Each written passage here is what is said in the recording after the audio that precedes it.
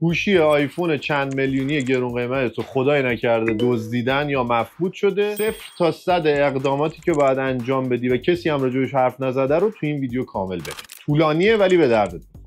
اولین نکته این که گول پیامک‌های گول زننده‌ای که از لحظه بعد از سرقت براتون قرار بیاد رو نخورید. 100% کسایی که گوشی‌هاشون دزدیده میشه گول این پیامک‌ها رو خوردن، اما چون این اتفاق افتاده خیلی زیاده، از 1000 تا 999 تا داریم روشنتون میکنیم. این یک. دو، سامانه همیاب 24 حتما گوشیتون رو ثبت بکنید تا اگر این مال رو خواستن یه روزی بفروشن و خریدار خواسته استعلام بگیره گوشی شما رو پیدا کنه و بتونه شما رو بیابد. 3، اقدامات قانونی از طریق ارگان‌های نظامی و کلانتری رو حتما بلافاصله انجام بدید. 4، از طریق فایند مای و آیکلود دستگاه گوشیتون رو رهگیری کنید، لاک کنید، شماره و پیام بذارید برای اینکه کسی اگر خواست این مال رو بگیره غیر قابل استفاده باشه برای آقا دزده. حالا چه اتفاقی میفته؟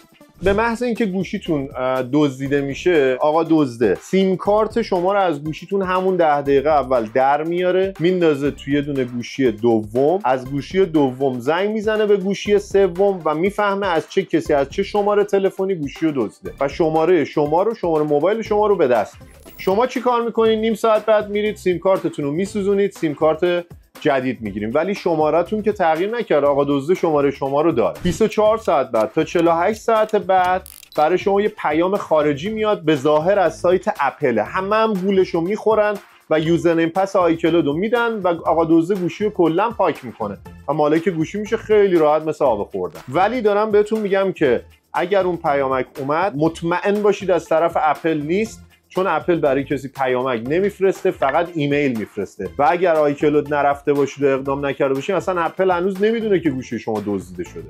اون پیامک ها همه فیکه، همینطوری که تو این ویدیو دارید میبینید برای همکاران خودمونه. نه هویتی معلومه از کجا ارسال شده، از سرورهای بینام و نشون براتون اومده و نه اینکه اون لینکی که الان روش هست اصلا لینک apple.com نیست، یه لینک فیک کاملا. روش که کلیک بکنید یه صفحه شبیه آیکلود باز میشه، به هوای اینکه شما ترک بکنید گوشیتون رو رهگیری بکنید، یوزرنیم پس آیکلود رو میخواد. یوزرنیم پسی که میدید برید ترک بکنید، آقا دزده یوزرنیم پس رو گوشیتون میگیره و میزنه و گوشیتون رو کلا پاک میکنه استفاده.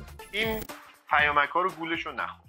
به محض اینکه این اتفاق افتاد، اول از همه میدونیم که اتفاق سختی، خیلی ناراحت شدید، برای خیلی‌ها میفته. خونسردی خودتون رو حفظ کنید. یه گوشی اندروید یا یه لپتاپ، یه کامپیوتر یا به یه کافینتی که نزدیک هست بهتون مراجعه بکنید. تو خود سایت اپل، توی سایت iCloud.com طبق روشی که خدمتتون عرض میکنم و این اقدامات رو انجام. سایت iCloud.com رو باز میکنید، تو گوگل هم میتونید سرچ کنید، ساین این رو میزنید، ایمیلتون رو اینجا وارد میکنید.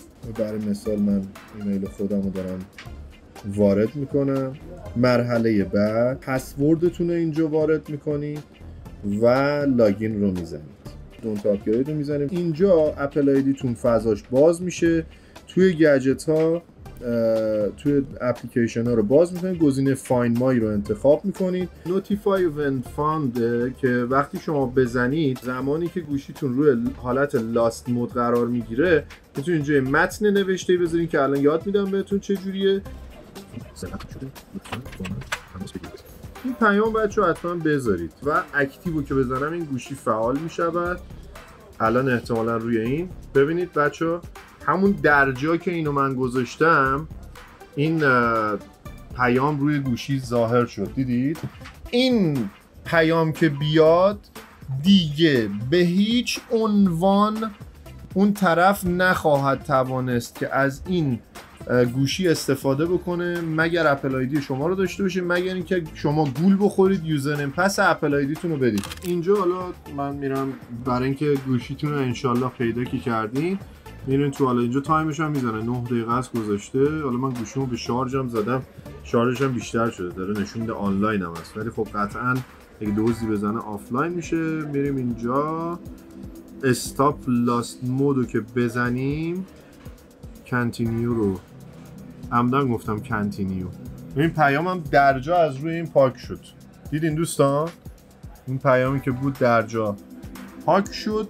امیدوارم که این اتفاقای بد براتون نیفته و خدای نکرده اگرم افتاد با این روشی که یاد میدم زودتر گوشیتون رو پیدا بکنید. راجع به این عناوینی که خدمتتون توضیح دادم ویدیو کاملتری با جزئیات بیشتر توی چنل یوتیوب و آپاراتمون هم آماده کردیم. اگه تمایل داشتید دقیق ترش رو ببینید کافیه که کلمه سرقت رو برای ما کامنت کنید تا توی دایرکتتون لینک ها رو دریافت. applecenter.ir